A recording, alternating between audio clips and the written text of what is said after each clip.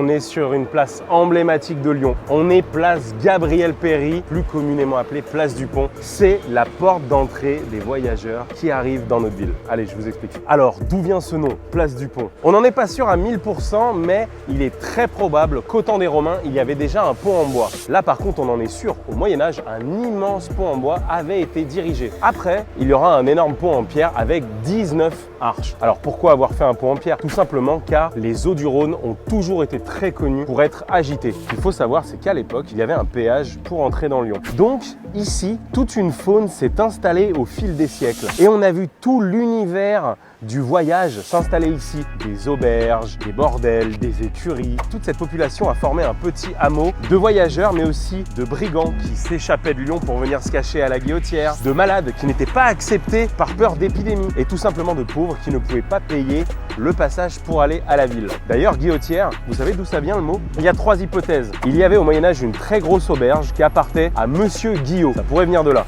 Une autre hypothèse dit qu'en fait, au bord du Rhône, on cueillait du gui. Et la dernière hypothèse nous dit que dans la zone, il y avait énormément d'insectes à l'époque qu'on appelait des grillets. Et ce ne sera en fait qu'au 19e siècle que le petit hameau deviendra la commune de la Guillotière. Toujours à cette période de l'histoire, au 19e siècle, Lyon s'embourgeoise avec la fameuse haussmannisation. Tandis qu'à la Guillotière, le quartier va être peuplé d'ouvriers, mais aussi de voyageurs et de nouveaux arrivants à Lyon. Et encore aujourd'hui, la place du Pont est connue dans le monde entier. Même quand on est lyonnais, on est voyageur, on passe forcément ici.